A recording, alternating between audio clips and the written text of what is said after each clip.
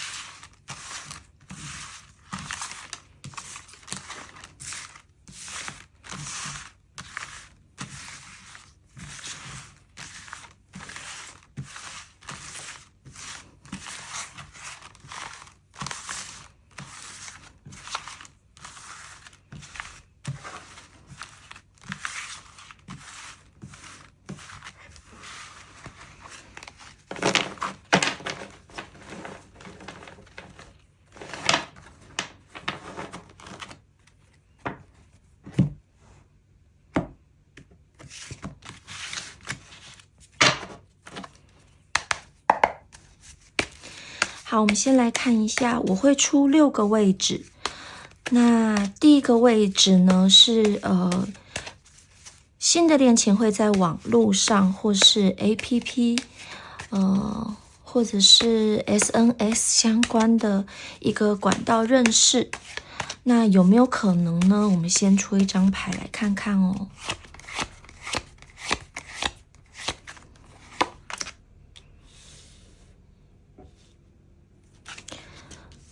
第二个位置是在国内偶遇，例如说去买个咖啡啦，或者是去图书馆，坐公车的时候，转角遇到爱这样子。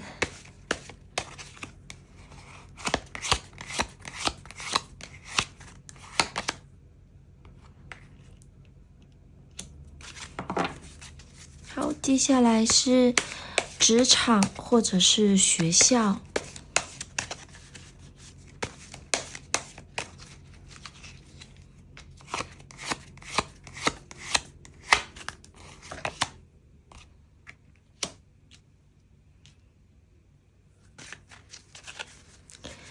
第4个选项是留学、游学、出国旅游，或是出差在国外的一个偶遇。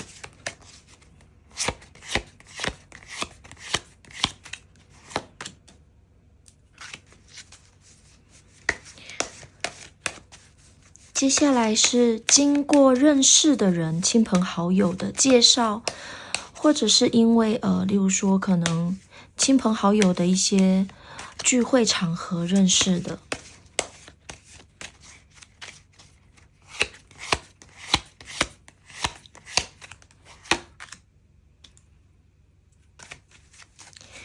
那最后一个选项是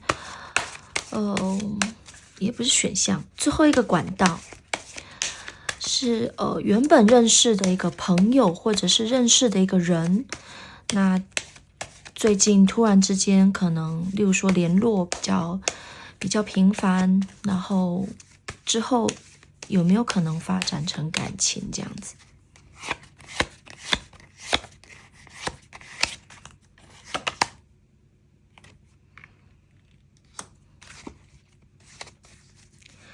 好，我看一下哦，觉得不应该是没有可能的。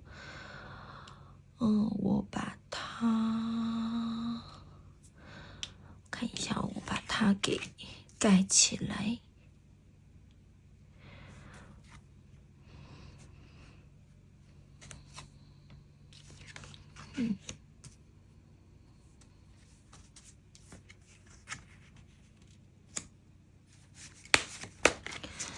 这个我再出一张补充牌，我来看看哦。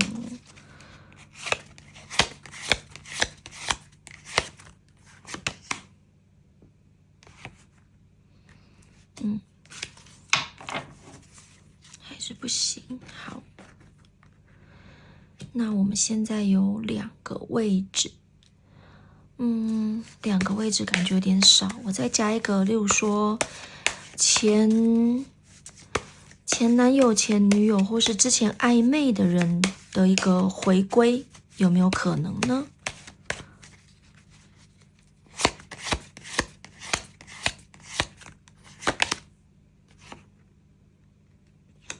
好，那看一下，应该这样可以。那我接下来把3个管道的对方的特征，我各抽2张牌。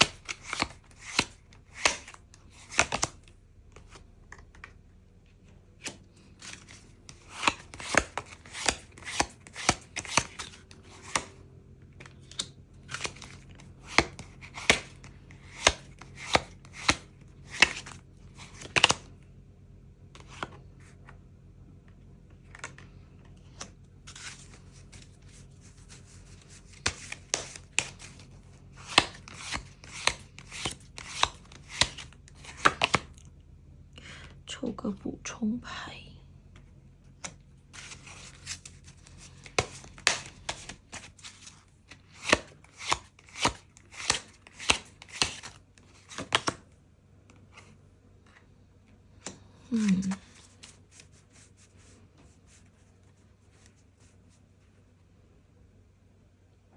OK， 放这边好了。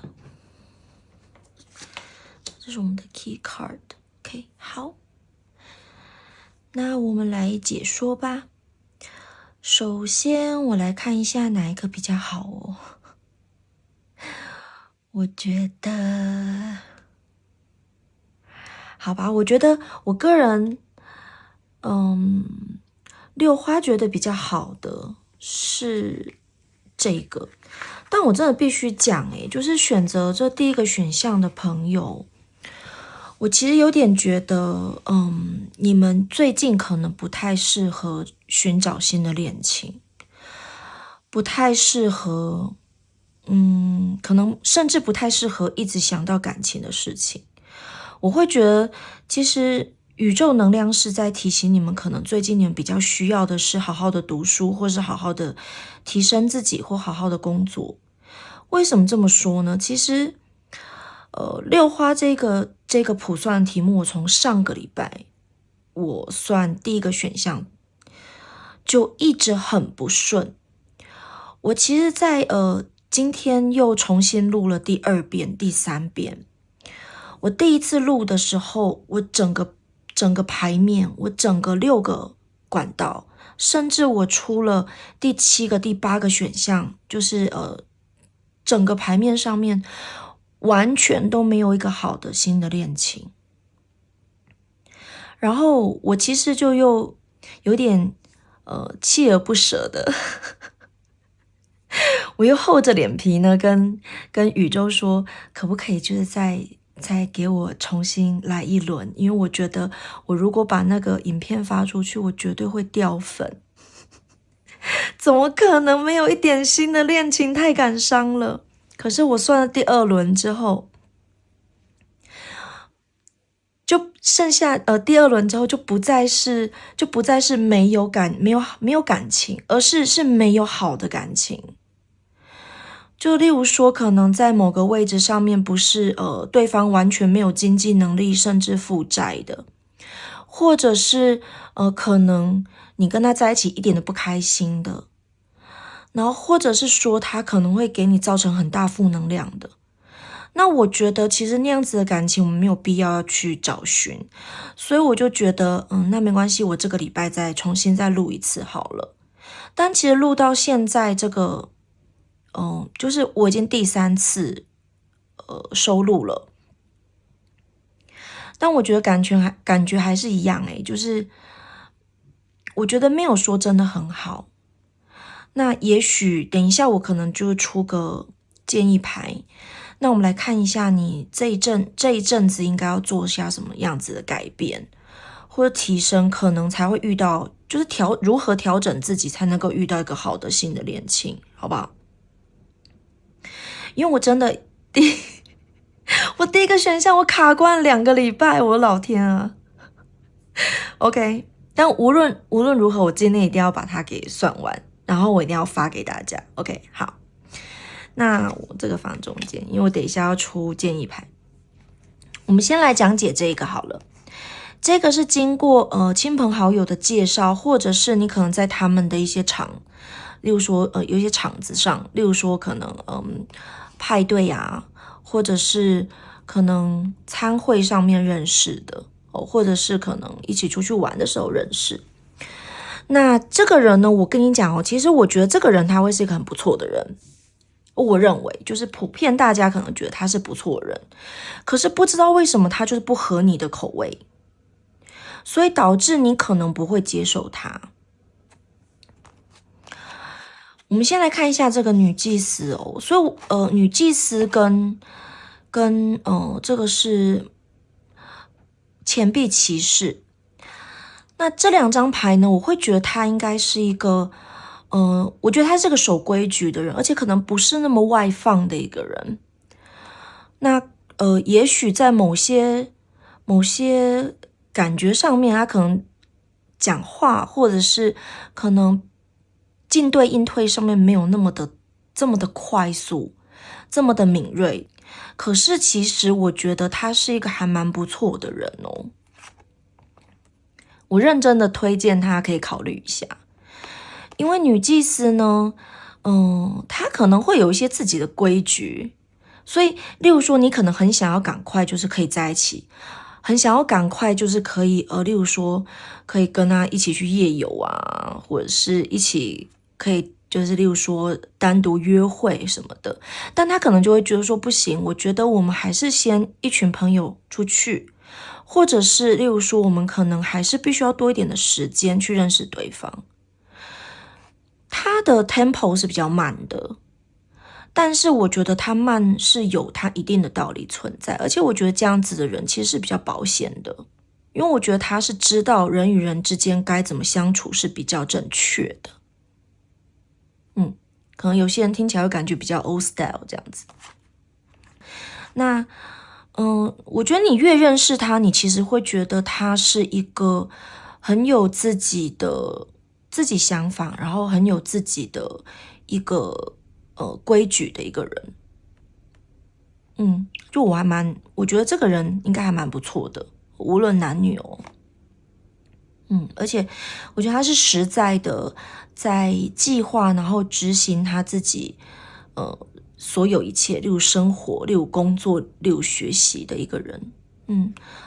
我个人觉得蛮不错的啦。那只是你可能一开始你还没有很熟悉他，你有可能会觉得说他会不会就是不是你的菜。我就例如说你可能比较喜欢那种第一眼就很亮眼的人，或者是你就是很喜欢就是一相处就觉得他是很幽默，然后他都很快可以 get 到你的点的一个人，就你喜欢那一类型的人，但他不会是那一类型的人，所以你很容易就是觉得你会不把他当成狩猎范围之内的对象。可是我必须要跟你说，其实慢慢的你去了解他，去品味他，你会觉得这个人其实是很不错的。我个人觉得这个是很好的。OK， 好。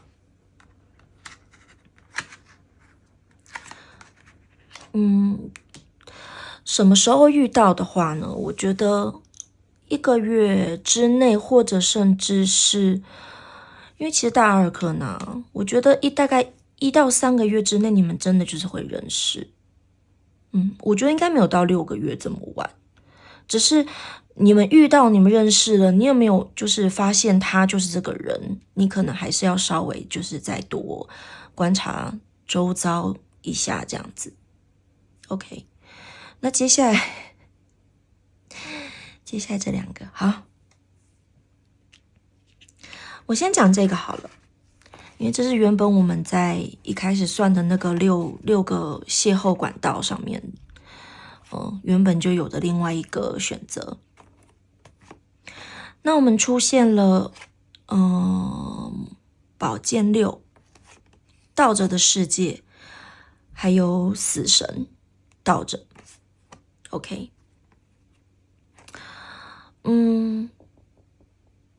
我会觉得这个人啊，你一开始遇见他，你会有一种错觉，就是你就想说，会不会这个人就是来拯救你的？就你可能，我觉得你可能前段时间可能有情伤，或者是你有很长一段时间你没有对一个人动心了。那我觉得这个人他其实，你看到他的第一眼，一瞬间你会对他动心。你会觉得哇，这个人就是我接下来要踏入我的感情下一个阶段的人了。可是我可以跟你说，这个人呢，他并没有你想象中的这么的好，他没有。而且我觉得你们2个人要往下发展，应该可能还要在好长的一段时间，甚至我现在目前看不到你们2个会在一起。就是有那个在一起的可能，应该是没有。就你可能遇见，但是我觉得你们2个可能没有什么结果。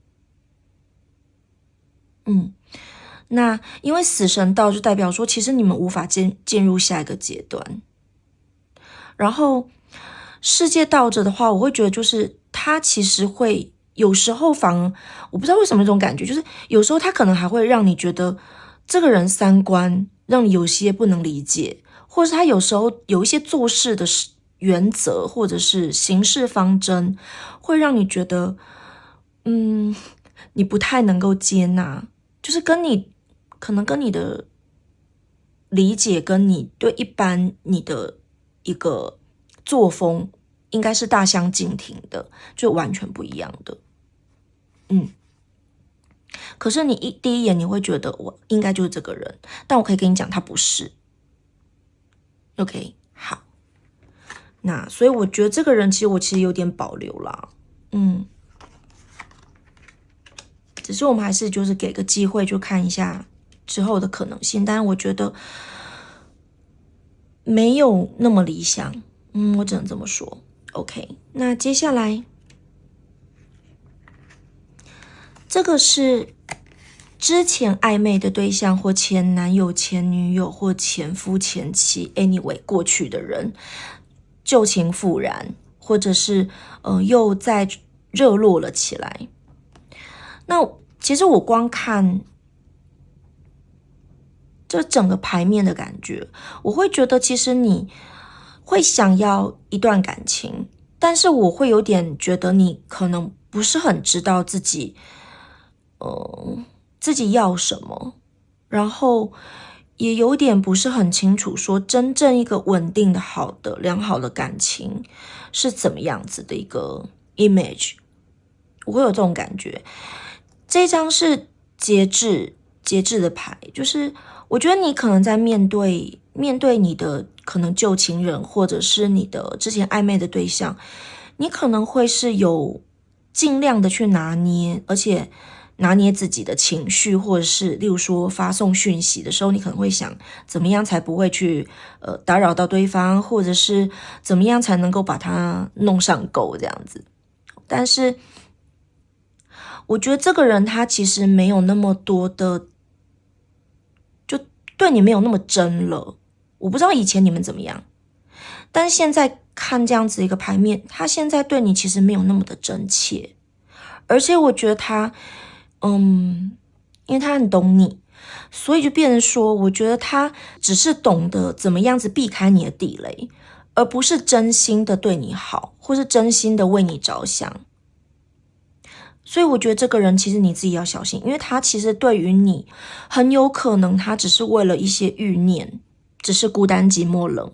那我会觉得这个人其实在目前的一个状态而言，你们两个还是不合适的。因为我还是觉得真正好的感情必须要是两个人都真心的去呵护对方。无论有没有想要在一起，你对这个人的感情是否真切，跟你是不是真的为对方好，其实我觉得这是最重要感情立足的第一个基础。但我觉得这个人没有，所以我觉得你可能需要再多考虑一下哦。我们先来讲这个 tree 好了，然后我等一下再出个就是如何让你的新恋情寻找新恋情，或是前往下一段感情会更好的一个建议哦。这张的 tree 是代表人际关系的一个培养，在不同的领域，可能学习，可能工作，或者是可能在一般的生活上面，你多去认识新的朋友，加入新的交友圈，我觉得这对你比较会是有帮助的。那再来就是面对感情的时候，有时候太快速了，就可能例如说很快的就在一起了，那很快又分开了。但我会觉得你可能每个阶段多一点点的酝酿期跟观察期跟理解期，而不是很快的就往下一个阶段，这样子其实是还蛮危险的，因为毕竟像树嘛，它的根基不够，就很容易倒。那我希望你可以再多慢一点也没关系，放慢速度对你来讲会比较有帮助。我们来看一下，怎么样子才能够让你之后迎来一段好的新的恋情，或者是下一段恋情可以更顺利呢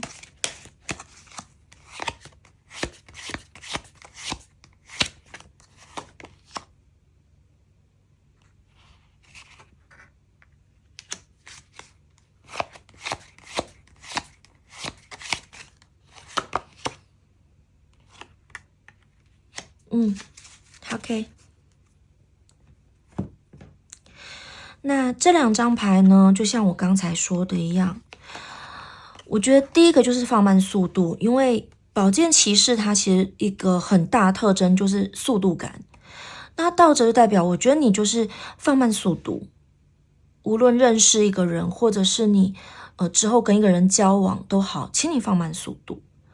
然后再来就是不要焦躁，一焦躁，我觉得有可能你就又迷失了，就像可能这边一样，就是你一直急于想要认识一个新的人，但是其实这个人他也许真的完全根本不适合你，可是你却自己觉得你喜欢上他了。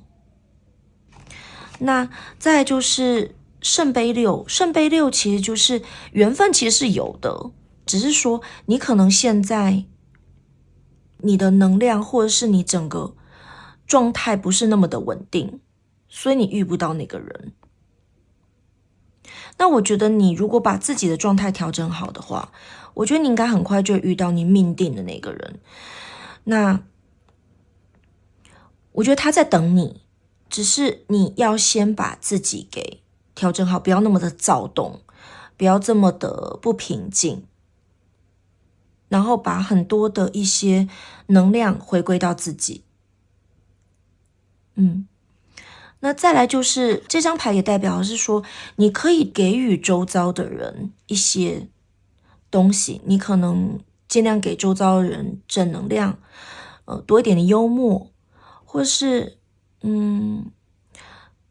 多体贴对方。就是我觉得你要先多付出你自己的对于对方的关心，或是爱，或者是多去给予，才有可能会迎来更好的一段新的恋情。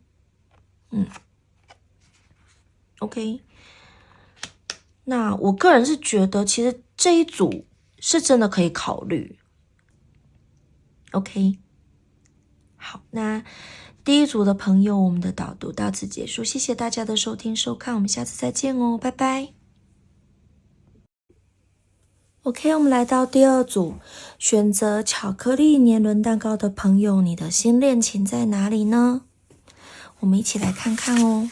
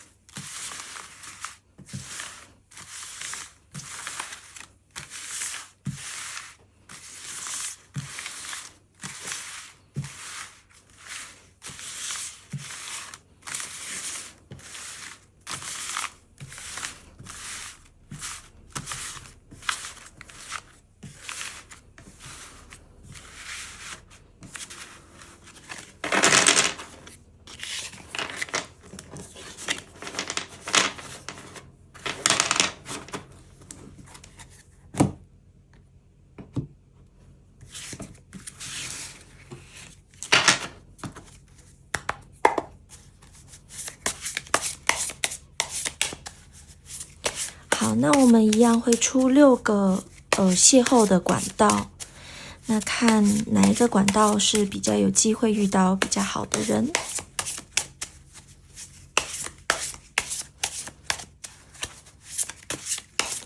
我们先看第一个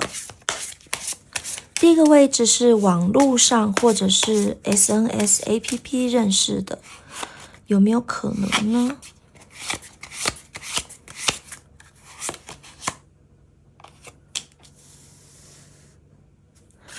第二个是国内的一个偶遇，例如说去咖啡厅认识，或者是可能搭个公车认识之类，转角遇到爱这样。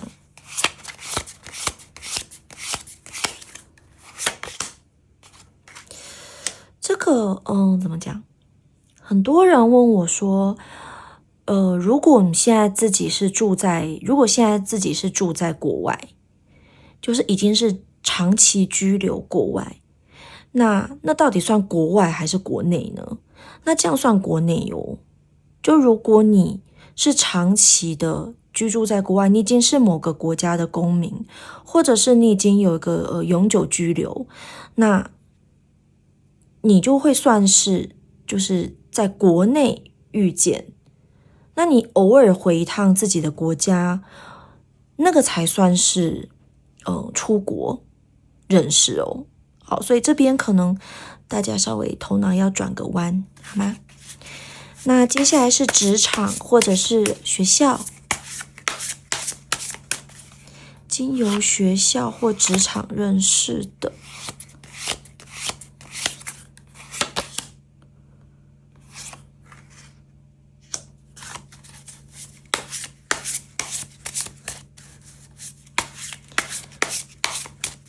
接下来是出国留学、游学，或者是旅游，然后出差等等，在国外遇见。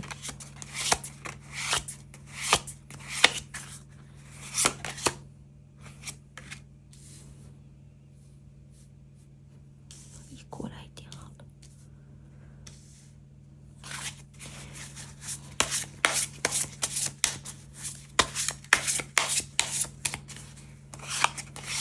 接下来是认识的人，透过认识的人的介绍，或者是因为对方而去认识到，例如说可能参加他的餐会，或者是跟他一起出去旅游，结果经过这样子的一个状况认识。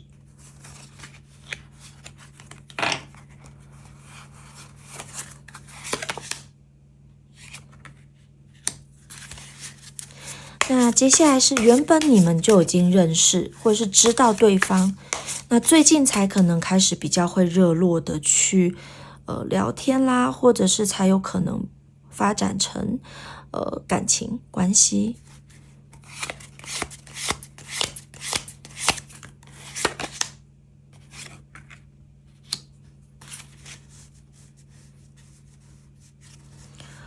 OK， 那我来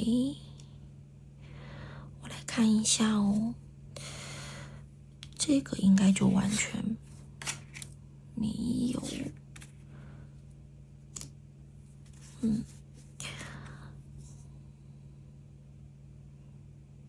这一张我再出个补充牌好了，我看一下，确认一下。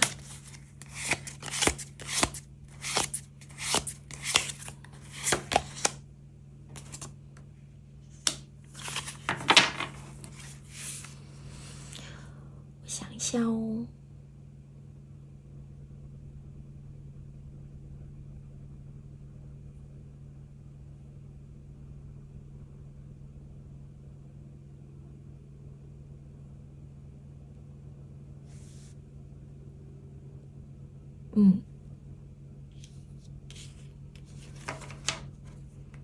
这个可能还是有点，不行，比较起来。那我们就留这4个位置。那接下来我们依序把对象特征，或者是会有出现什么样子一个情况，我们来抽2张牌。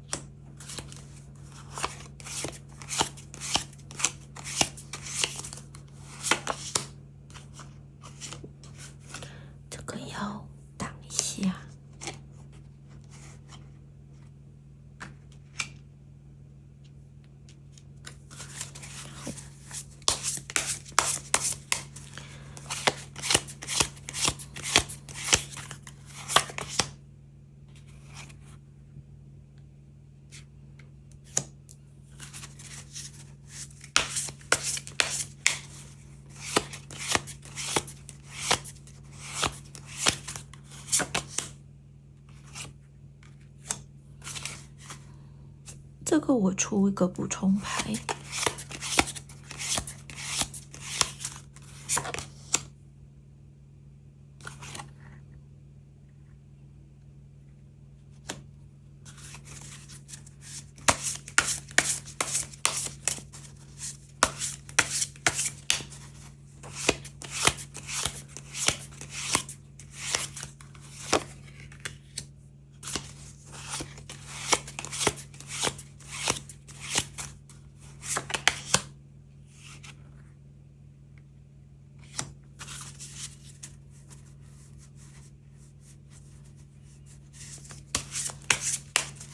再出一个补充牌。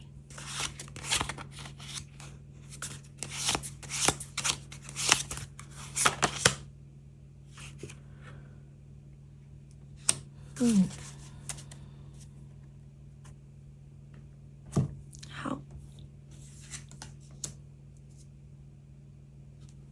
OK， 那我们来解牌吧。我们先来看一下哦，我先看一下这几个，这是9个吧。好。我个人会比较推荐这个出国或者是出差、旅游、留学、游学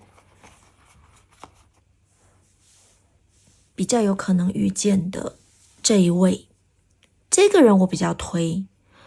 那我觉得这个人第一个就是他的经济状况应该是还 OK 的，然后而且我觉得他应该也是个蛮愿意给予的人，就是蛮愿意给的人。只是我会觉得，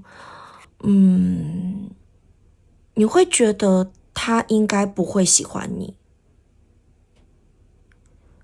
还蛮奇妙的。而且你看哦，这是皇帝4号皇帝，然后因为我刚刚出补充牌的时候出现了，居然是女帝，她是倒着的。他们这两个其实是一对的，但是女帝她是倒着，代表是说，我觉得你可能自己以为你自己不 OK， 你觉得自己可能没有那么好，但其实我觉得之后他应该是会喜欢你的，他应该会对你好的，只是你自己会一直不断的在缩，不断的退，会有这种感觉。我觉得你要把握这个人哦，其实你并没有你想象中的这么的不好。那再来就是，我会觉得你们两个是会成功的，你们两个是会在一起的。如果你因为自己一直退缩，然后比较消极的去面对他，很有可能真的会后悔。所以我建议选择第2组的朋友，你在国外，如果你遇到了一个你真的觉得很优的对象，请你好好把握。这个人他是一个非常非常，我觉得非常好的一个人，而且他应该很有自己的个人魅力，然后感觉好像什么都会，什么都懂，很知道自己要干嘛。所以请你好好把握这个人，我觉得他你们是可以走下去的，是可以成功在一起的。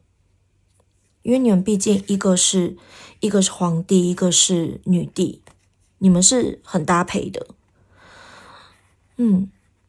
OK 吗？要把握。而且我觉得这个人其实应该算是蛮实在的一个人。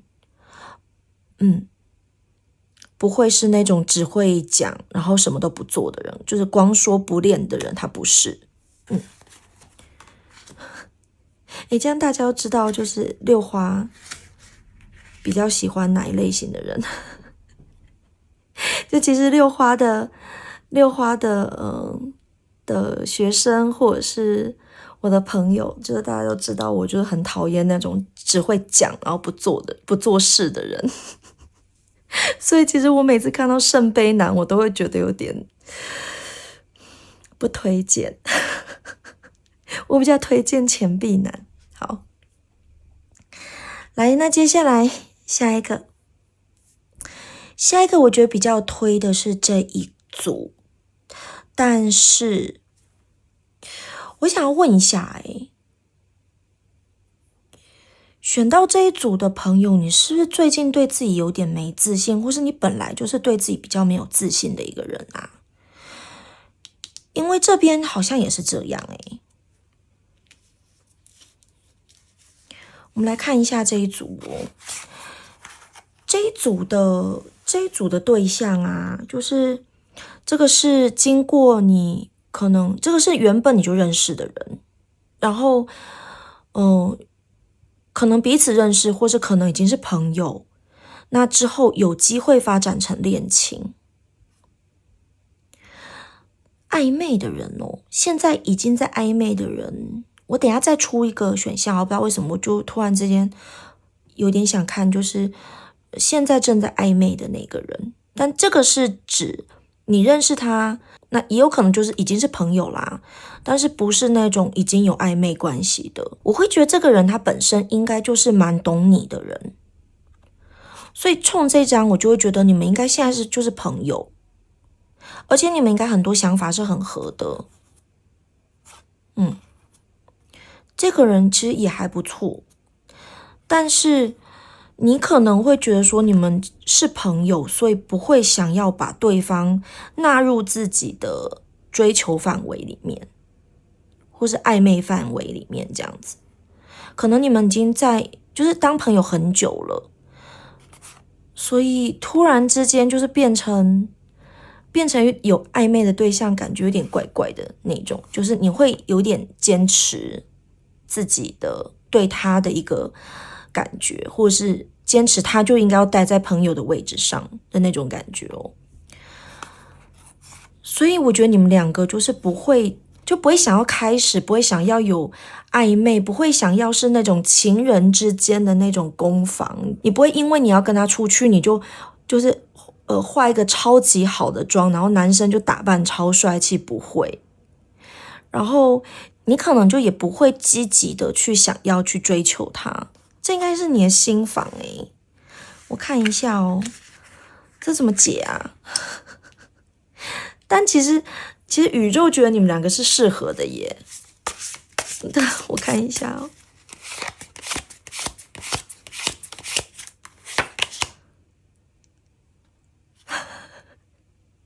OK， 好，是倒着的太阳。那我觉得你们两个可能需要一点契机，就是打破你们两个现在朋友的这个平衡。我觉得如果有朝一日你们的状态突然是，例如说可能他跟你诉苦，或者是你跟他诉苦，我觉得这就是你们两个可能关系要即将改变的一个契机哦。就是当你们两个人聊到一个比较深层的心灵话题，我觉得那个时候就会开启你们两个对于彼此的一个，就是面对对方会有一种不一样的感情。但在那之前，我觉得你们都不会把对方当成是自己狩猎范围里面的对象，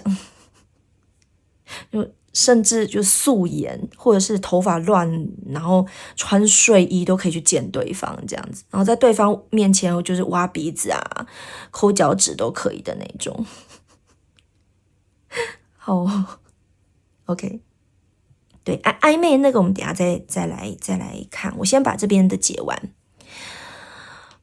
网络上认识的这个人啊，我真的极度不推耶。他有圣杯骑士的特质，就是他可能很会讲，然后可能很会营造那种浪漫啊，营造那种就是完美人设。可是当你实际上你认识他之后，发现他其实是一个没有什么里子的人，就没有什么料的人。而且甚至我觉得他可能自己原生家庭有些问题，就是他家庭可能有些状况哦，然后甚至是他的经济可能是有些状况的，这一点你可能要小心。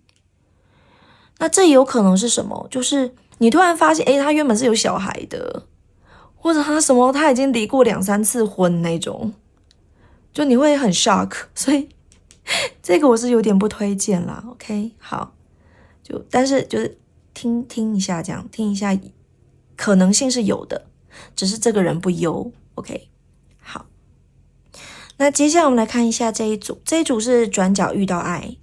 这个人他其实也有可能，但是我必须要讲说，这个人其实你远观他是很 OK 的，但实际上当你认识他，你会发现他这个人，他可能有很多心理上的一些状况，或者是他可能在一些生活习惯上面可能不是很 OK。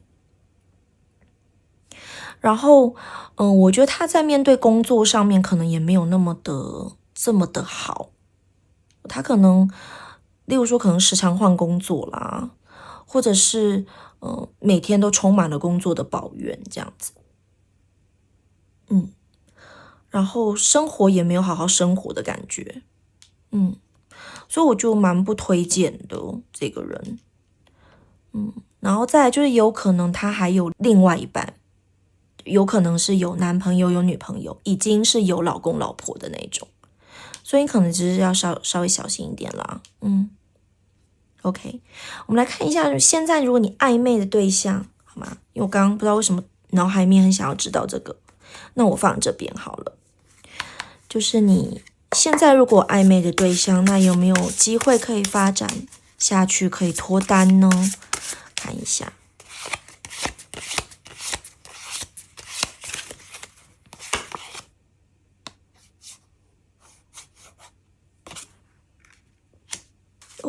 感觉可以耶。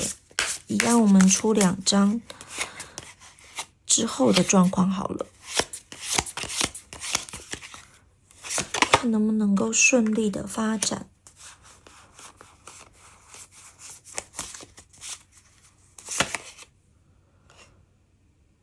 然后我觉得很好诶。好，那如果你现在就已经有一个暧昧的对象的话，其实是蛮推的。就是第一点就是我觉得你们相处起来是没有压力的。再来就是我觉得这个人应该可以让你学，就是可以让你就是他可以协助你，你会觉得你们2个是可以一起成长，或者是当你很沮丧，或是当你很状况不好的时候，他是可以拉你一把。那他状况不好的时候，你是可以给他很良好建议的一个，就是2个人是一个还蛮不错的一个 partner 的感觉。那再来就是真的就是我觉得你们2个的相处是真的没有压力的。那如果就是即便现在2个人相处上面是有压力，之后其实这个压力会得到解放，我觉得是很不错的。看看有没有要注意什么好不好？但我觉得这个人蛮推荐的。如果现在没有暧昧对象的人，就是这个部分就可以先跳过这样子。我觉得没有特别需要注意的耶。你们2个其实顺其自然的去接近对方，去发展感情，其实就可以了。OK， 那我们来看一下这个我们的 key card。key card 是棺材啊，那不要害怕。最近我觉得你可能终于把你之前需要做的一些感情上面的功课终于完成了。那你现在开始会有个新的阶段，会进入一个新的阶段。那只是我会担心你还是没有办法把自己的心完全打开，去迎接对方，去迎接下一个人。这一点我觉得可能你自己要稍微提醒自己。有时候你可能无意识的或下意识的去把自己的心又关起来了。那我会觉得就是你可能尽量的放松一点，放开你的心。那其实你的心里面有很多很多漂亮的东西，就像这里面棺材这面的小星星。那我会觉得你如果把它关起来了，就没有人看到了。但其实你打开你的心房，大家就会看得到，其实你是很棒，然后很美好，而且很吸引人的，好吗？ OK， 那今天的导读到此结束，谢谢大家的收听收看，我们下次再见哦，拜拜。OK， 我们来到最后一组，选择草莓年轮蛋糕的朋友，你的新恋情会在哪里呢？我们一起来看看哦。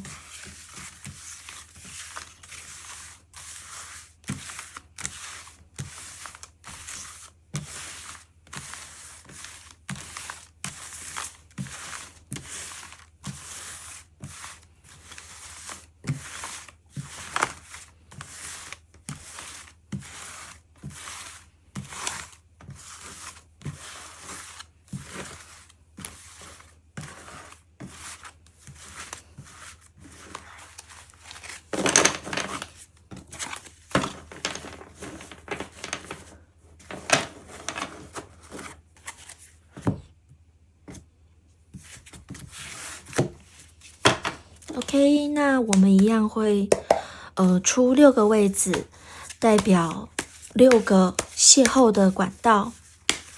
那我们第一个位置是从网络或者是 SNS APP 上面认识的可能性有吗？看一下哦。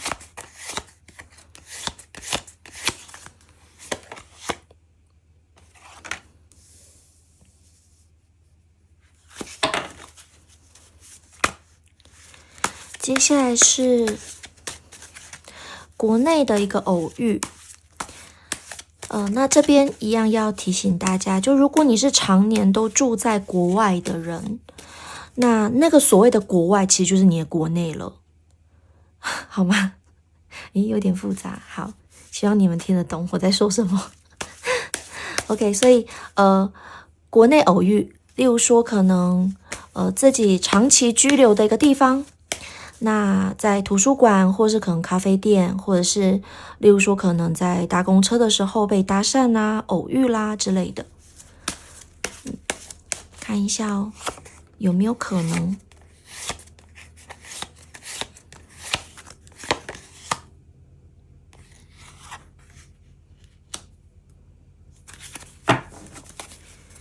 那接下来，职场跟学校。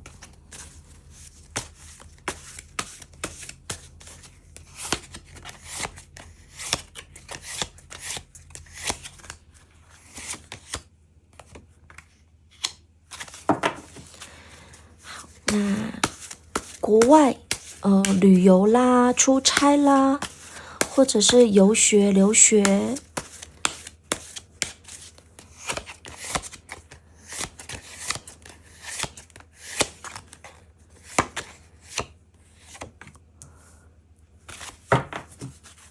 接下来是认识的人，亲朋好友，透过亲朋好友介绍，或者是因为他们而认识的人，可能例如说可能跟自己好朋友、好闺蜜的餐会上面认识的人，这样子。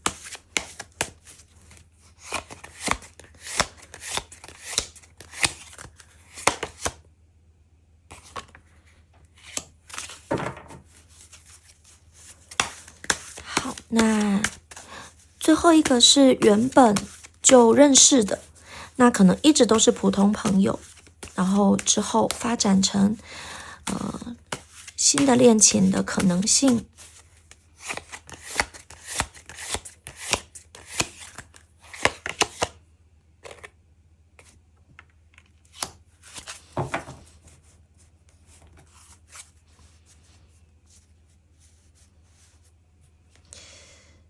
好，我看一下哦。OK， 我们把几个感觉不 OK 的，把它盖起来好了。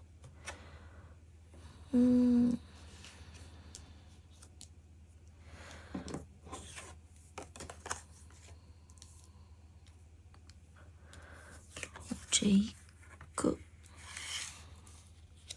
OK， 剩3个。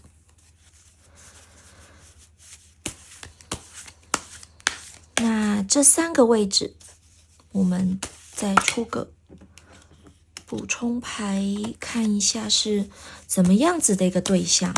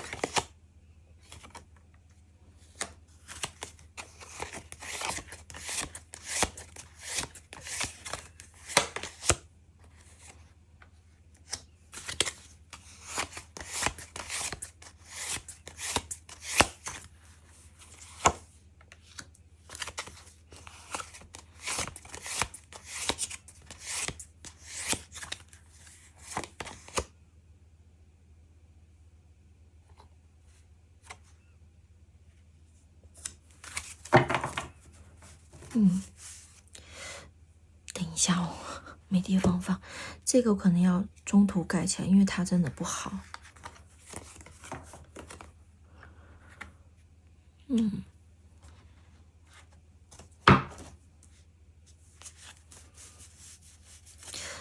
个我再出个补充牌哦。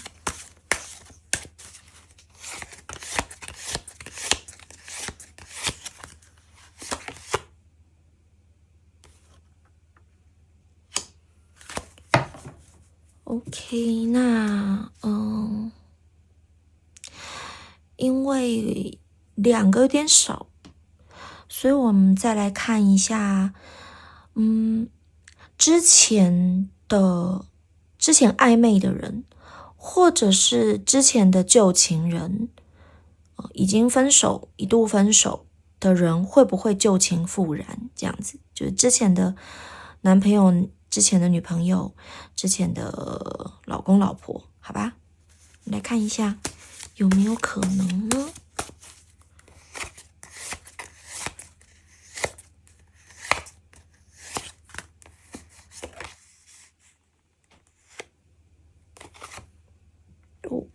有可能。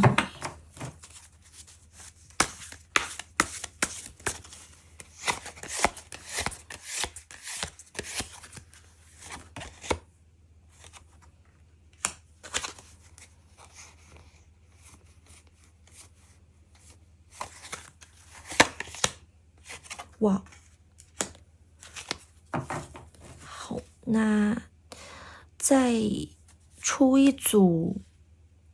如果你现在有暧昧的对象，就是你内心喜欢的那个人，你内心有喜欢，然后因为虽然这个不是新恋情啦，就是已经有暧昧对象，或者是已经内心有喜欢的人了，可是对方可能不知道你喜欢他，那我们也来看一下那个可能性，好不好？加码。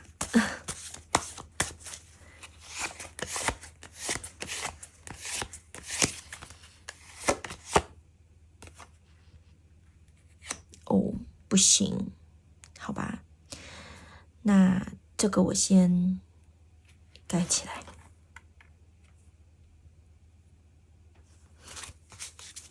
等一下，我不死心，再出一张。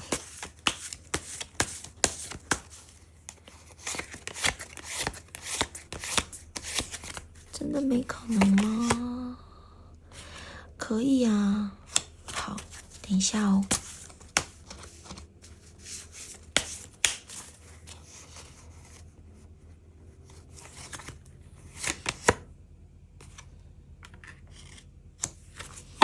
哦，原来如此。好，那这个是我们的 key card。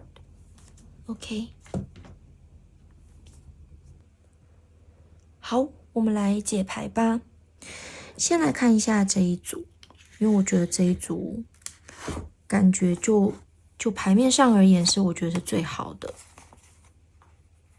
第一，我觉得他应该是还蛮会沟通的，而且就是蛮体贴，然后蛮会照顾人的一个人，而且他自己本身应该又很有魅力，然后是可能在某个领域里面算是蛮有才华，然后甚至是有点受人家敬仰，或者是被他人崇拜的一个人。所以我觉得这个人他其实整体的一个条件是很不错的，而且我觉得你跟他在一起，你会有很多东西会是被疗愈的，无论是之前的伤痛，或者是你一直以来可能自己抱持着的一些问题或者是状况，其实面对他你都会觉得可以迎刃而解。这个人很好哦，要把握。那接下来我们来看一下这个是在国内偶遇的一个对象。好，那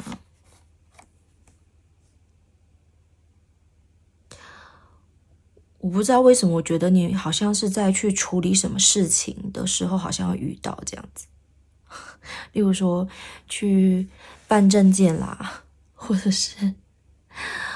是去买东西还是什么时候，好像感觉就是那个时候遇到，不知道为什么，就是这个情境。那我会觉得这个人他应该，我觉得他应该有一些蛮固执的点，而且我觉得他现在的状况应该是一个蛮辛苦的状态，因为有出现倒吊男。那我觉得他现在应该有一些他自己正在忍耐，或者是自己在独自奋斗的一个状况。那他不愿意放松，我觉得他应该是蛮紧绷的耶。这会让我想到他可能搞不好是，例如说可能家里有一些事情需要他扛，或者是他可能原本他的家庭就状况不是很好，所以他变成他自己要很努力的去照顾自己，要咬紧牙关的去达成自己想要达成的一些目标。总而言之，我觉得他会是一个对他自己的生活，对某一些事情会很坚持，不太让步，然后对很多事情也很能够忍耐的一个人。那我觉得你会带给他很多好的变化，可能会让他的生活，让他人生更轻松，更有色彩。然后我觉得你是会给他带来温暖光亮的那个人。然后再来就是就他有可能是单亲爸爸单亲妈妈。那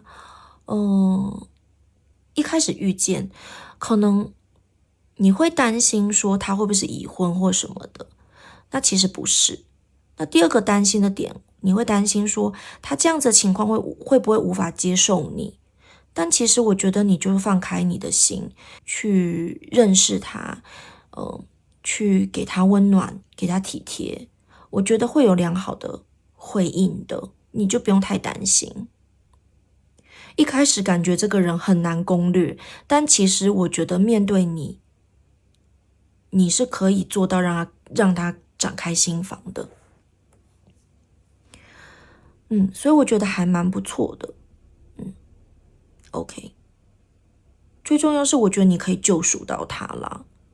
但有些人其实不一定喜欢当救赎的角色，所以这个部分你可能就斟酌这样子，斟酌选择。OK， 好。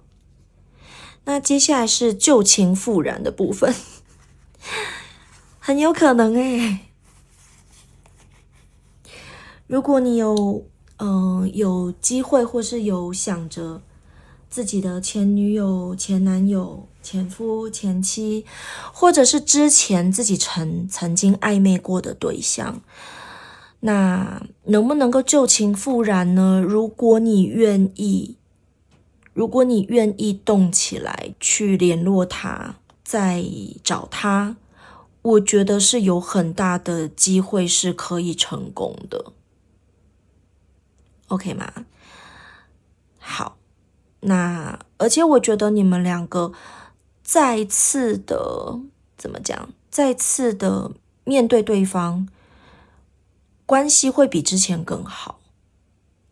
而且我觉得你们两个会变得跟之前很不一样，无论是对你或对他，都会觉得现在的对方跟自己周遭的人们比起来，都是更优质的，都是更好的一个选择，会有这样子的一个感觉哦。所以如果你真的有那样子的想法的话，如果你真的有想要找自己的前男友、前女友、前夫、前妻或之前暧昧的人，想要重新燃起你们两个之间的一个恋情的话，我觉得其实是可以推荐的。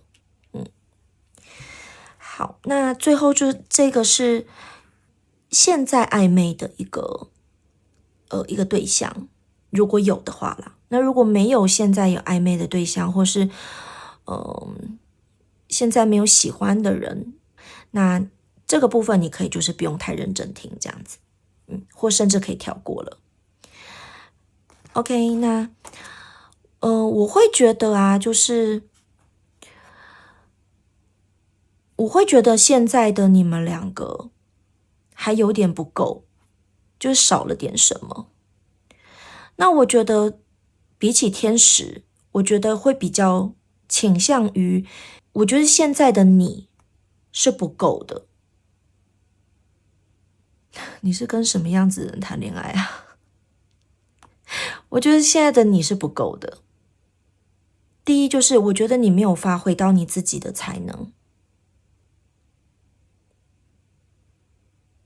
然后而且我觉得你的等级是没有跟他是同个 level 的，你要更加油，你可能要多提升自己，因为我不知道对方是一个怎么样子的人，那我觉得你们可能相处上会有一些很明显的差距，我不知道什么差距，那这个部分可能你自己去推敲看看，就是现在的你是对付不了他的，虽然你们两个是有机会的，而且我觉得对方应该也是对你有兴趣的，但是还不够，所以我希望你可以再多提升自己，磨练自己，让自己变得更有魅力，然后更知道自己在干嘛，你才有办法有那个能力去面对它。OK， 好，因为只是稍微小小算一下，所以不深入谈。但是我觉得就目前的一个情势来说的话，你还不是很够，就是你还有很多东西不够去面对这个人。OK， 那我们来看一下这个小老鼠。我觉得这个小老鼠会有几层意思。第一点就是我觉得你可能必须要把自己周遭的环境稍微做个整理，就是我觉得你的气场可能最近有点比较混乱一点，比较杂一点，然后你可能就很像这个发条小老鼠一样，就是一直跑来跑去，动来动去，然后感觉心比较不平静。那我觉得这个可以就是经过打扫整理家里或就是居家环境的一个整顿，我觉得可以得到改善。然后再来就是，再来就是我觉得你可能要稍微注意一下你自己最近是不是可能，例如说做事比较容易有一些错漏，你要小心哦。就是可能远方可能会，你知道看到这个黑猫，就会看起来就是感觉会有小人，或者是可能会有情敌出现这样子。因为你可能没有很仔细的去防堵一些事情，就我觉得你可能太放松了，然后周遭气场又混乱，就容易会小心就是隐藏的敌人。就是给你一点小小的建议这样子。OK， 那我们第三组的导读到此结束，谢谢大家的收听收看，我们下次再见哦，拜拜。